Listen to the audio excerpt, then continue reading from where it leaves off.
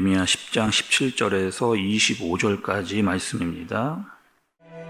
에워싸인 가운데에 앉은 자여, 내 짐꾸러미를 이 땅에서 꾸리라.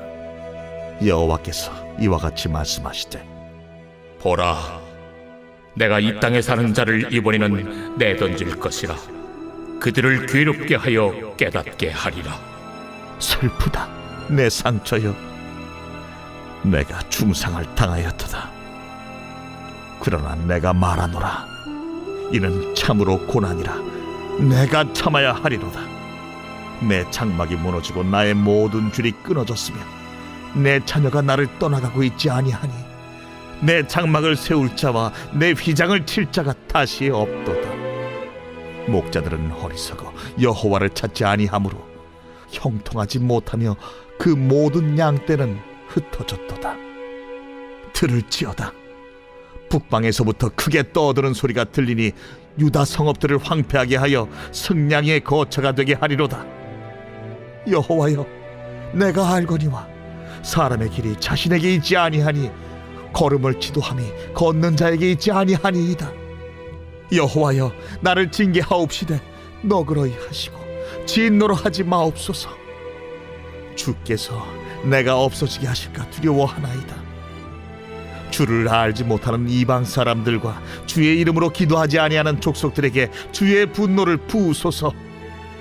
그들은 야곱을 씹어 삼켜 멸하고 그의 거처를 황폐하게 하였나이다 하니라. 아멘.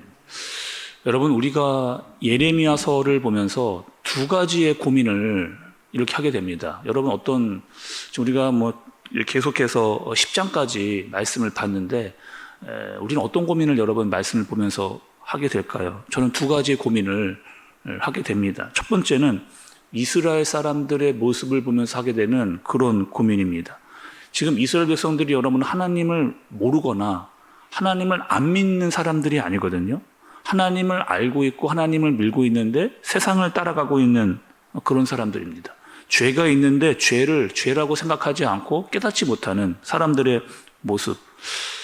혹시 이런 모습이 하나님을 알고 믿으면서도 죄를 깨닫지 못하고 있는 모습이 혹시 내 모습이 아닌가라고 하는 두려움인 거죠. 하나님을 믿으면서 믿음 없이 살아가고 있는 형식만 표면적 그리스도인은 아닌가, 우리가 다시 한번 여러분 생각해 볼 필요가 있습니다. 그러니까 하나님을 믿으면서도 우상도 여러분 괜찮다는 거죠. 나에게 복만 준다면, 나이가 잘 되기만 한다면 하나님도 괜찮고 우상도 괜찮고 이단도 괜찮다. 여러분 어떻게 생각하세요?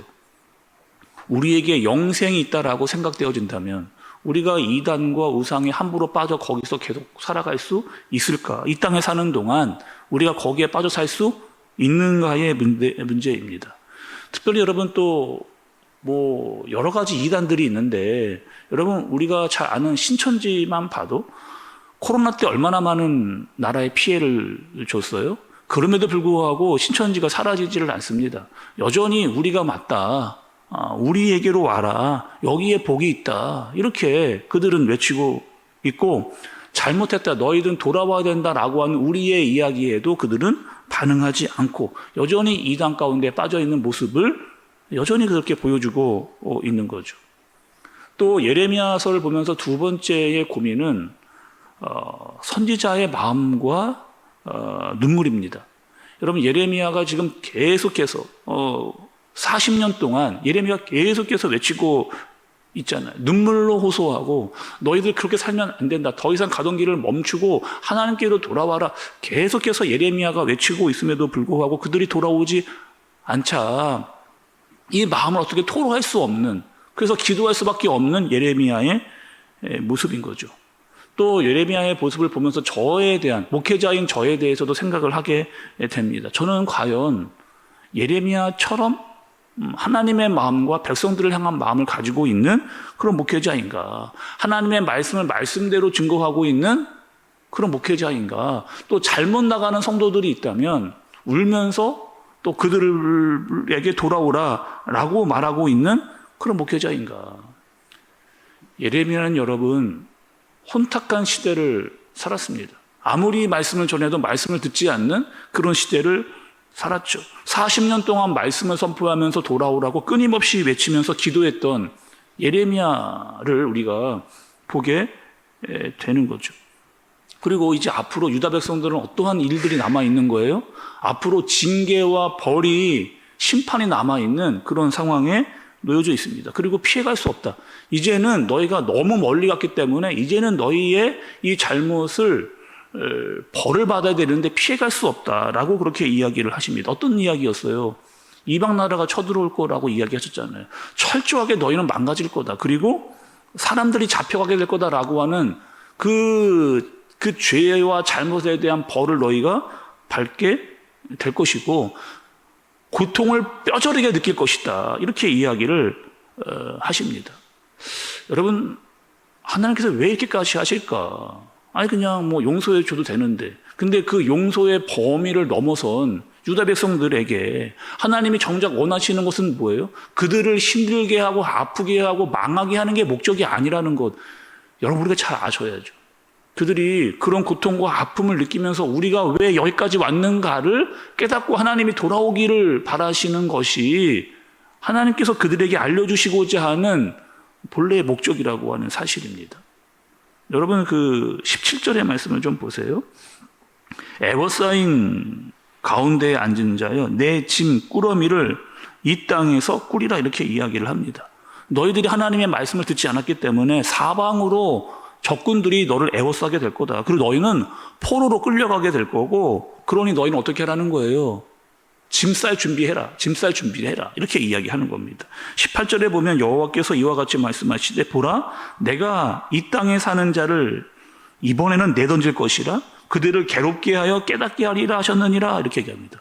너희가 괴롭게 하는 이유는 깨닫고 돌아오게 하기 위해서 하나님께서 너희에게 아픔을 준다. 이렇게 이야기하는 거죠. 여전히 자신의 잘못과 죄를 회개하지 않는 사람들에게 극단적인 처방을 내서 하나님께서 돌아오도록 그렇게 하시는 겁니다. 이런 상황 가운데 여러분 예레미야는 어떻게 하는가? 24절의 말씀을 여러분 한번 보세요. 24절의 말씀입니다. 여호와여 나를 징계하옵시되 너그러이 하시고 진노로 하지 마옵소서. 주께서 내가 없어지게 하실까 두려워하나이다. 이렇게 이야기합니다. 지금 유다는 자기의 생각대로 나가고 있는데 예레미야가 어떻게 기도하느냐? 여기서 여러분 나는 1차적으로 예레미야 선지자를 이야기하고 있죠. 그리고 두 번째는 무엇이냐? 이스라엘을 대표하고 있는 나를 이야기하고 있는 겁니다. 맞습니다, 하나님. 내가 죄를 졌고, 맞습니다, 하나님. 우리 유다가 죄를 졌고 형벌을 받는 것, 징계를 받는 것 맞습니다. 그러나 하나님, 우리에게 인애의 하나님이라고 하는 사실을 알게 하시고 자비를 알게 하시고 은혜를 알게 하여 주옵소서라고 하는 기도를 계속해서 지금 예레미야가 하고 있는 것을 보고 있는 거죠. 예레미야의 마음이 여러분 다시 한번 어땠을까? 여전히 하나님의 마음도 알고 있는 예레미야, 그리고 이스라엘을 향해 외치고 있는 예레미야의 모습을 우리 한번 다시 생각해 봐야 됩니다. 여전히 하나님의 심판과 진노를 피해갈 수 없다는 사실을 알고 그들에게 그 징계를 받으면서 돌아오라고 이야기하고 있는 그 모습, 그리고 우리를 불쌍히 여겨달라고 하는 기도를 하고 있는 예레미야입니다.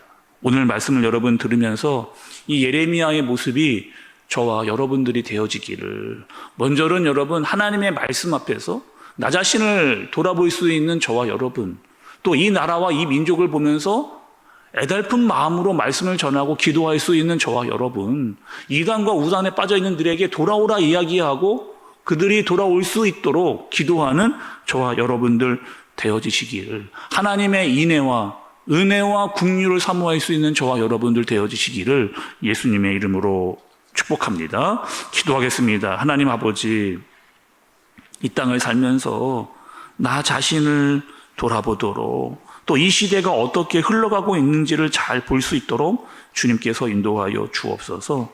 하나님을 믿는다 이야기하고 하나님을 안다 이야기하면서도 하나님의 뜻대로 살지 않는 내 모습을 볼 때가 너무나 많이 있습니다. 하나님, 잘못된 길을 가고 있다면 돌이키게 해주시고, 말씀으로 예배로 나 자신을 보게 해주시고, 시대를 볼 수 있는 마음, 그 눈을 허락하여 주옵소서. 그리고 하나님의 마음을, 그리고 하나님의 뜻을 알고 살아가도록 주님 우리를 지키시고 인도하여 주옵소서. 예수님의 이름으로 기도드리옵나이다.